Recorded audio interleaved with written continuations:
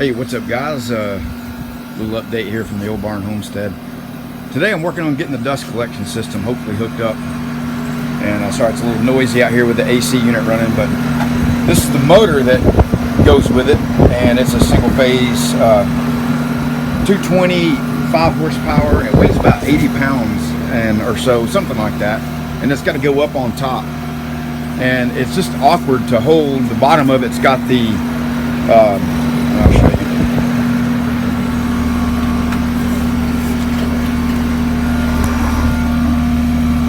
Yeah, the bottom's got the turbine blades on it, and it's just bulky and awkward. So I'm going to try to get it in the bucket here of my buddy's little Kubota tractor. He lives down the street. Just went and got it, and about a half mile away. He lets me use it anytime I want.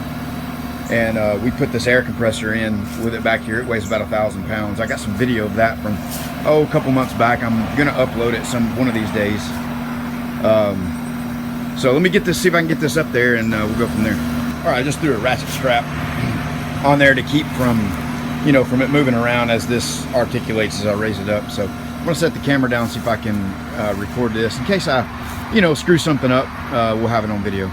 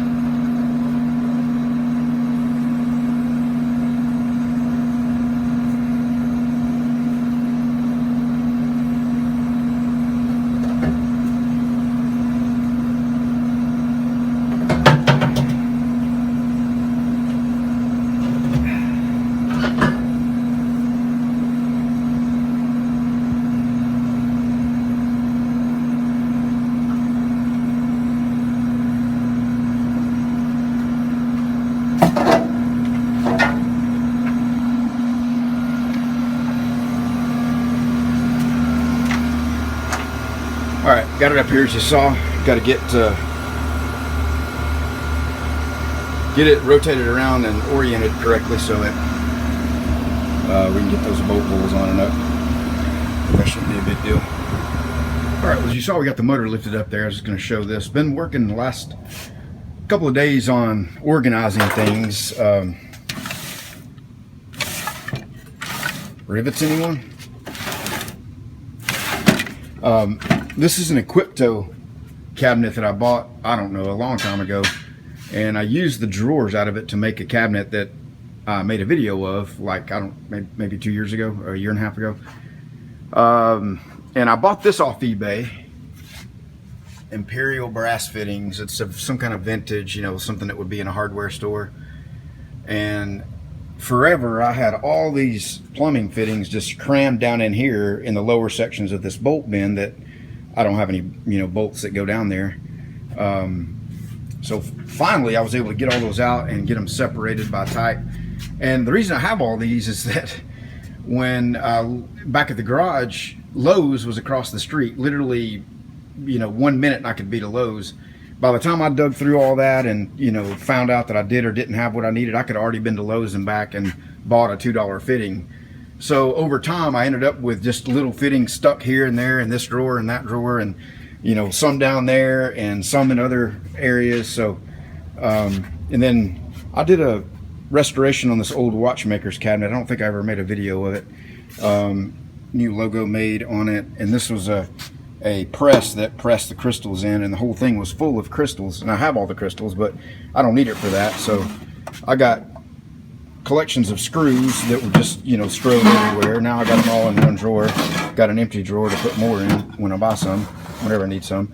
This drawer is just random miscellaneous packages of wood screws. I mean, how many of you guys have, you know, these little packs like everywhere? And then same thing here, but these are machine screws like your 632s, 832s, 1024s, sheet metal, self-tappers in that drawer.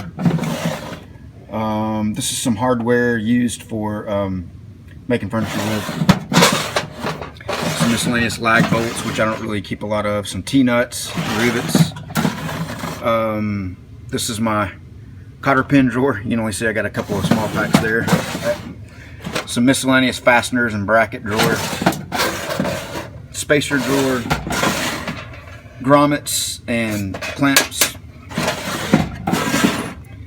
thumbtacks, and this is again another furniture making drawer. Some little 1.5 inch hinges that are kind of cool looking, some feet levelers, some brackets that I'd already made up for another project that I haven't finished, and so yeah, and then of course all your standard 1/4 inch, 5/16, 3/8, 7/16, 1/2 inch in sizes of 3/4, 1 inch, 1.5 inch, 2 inch, and 2.5 inch for each size. Those go down to there. I really need to clean all those off and put some metric down there and fine thread. So over here you can see this is a project I'm working on, a little desk. I mentioned that a little while back. Got rid of the electrician's scaffold system that was back behind there forever. You may or may not have known it was back there. And it was just a big mess. You know, this whole thing was a mess. This was just like stuck in front of here. It wasn't in there straight. And so took all that down, cleaned it all up good, got it level, got it in the right position. And then started using some of these to put scraps in, because I had scraps just laying everywhere. So these are usable scraps, you know, sections that are, you know, mostly longer sections. So we got square tubing and round in that one, flat stock in that one, angle iron in that one. And then back here I got a barrel that I bought at the flea market not long ago. It's a steel barrel, very heavy duty. And you see I got it on the roller down there, and starting to, well, there's some stuff in there that's reusable. I don't know how it got in there. Those longer pieces are sheet metal, you know, so may or may not be usable. But yeah, so I can, you know, start getting rid of stuff that I really don't need. I mean, you can only use so many little 6-inch pieces of square tubing, you know. At some point you got to just toss that stuff, or, you know, sell it at the scrap prices. But you know, a place to dump the shavings from this saw and the other saws. So you know, it's getting there. Got knobs in for the planer and a jig for setting the depth. I've never done that before, but I'm gonna get that going. And Rendress always got good tips. Told me about this little clamp kit that you can clamp an uneven board up to this using a straight board, run it through your table saw and get a good clean edge that you can then flip over and run back through and do basically edge joining without a joiner, which is good because I really didn't want to have to buy a 6-inch joiner now, only later to get a 16 or 20 inch or whatever, you know, that ultimately that I'm looking for. That'll be down the road a little bit though. So anyway, just kind of getting some things cleaned up, organized a little bit better. Some of this stuff, you know, when I moved down from the garage, I just brought it down and just threw it, you know, just put it whatever, and it's good to go and clean some of that up. But all right, so trying to get the dust collection system going. You see our 8-inch pipe coming in from the outside. Just temporarily, I'm going to quickly convert that to 4-inch PVC and come down and come out to here. I'm going to rotate the table saw that way so that it feeds that way. The exhaust coming through the top will be blowing back toward this way, which is great. You know, easy to sweep it outside. And it'll just come in and feed to the bottom there. So I'm going to do that temporarily. I know 8-inch going down to 4-inch probably isn't the most efficient use of the machine, but at some point it's got to go to 4-inch anyway to get hooked up to that.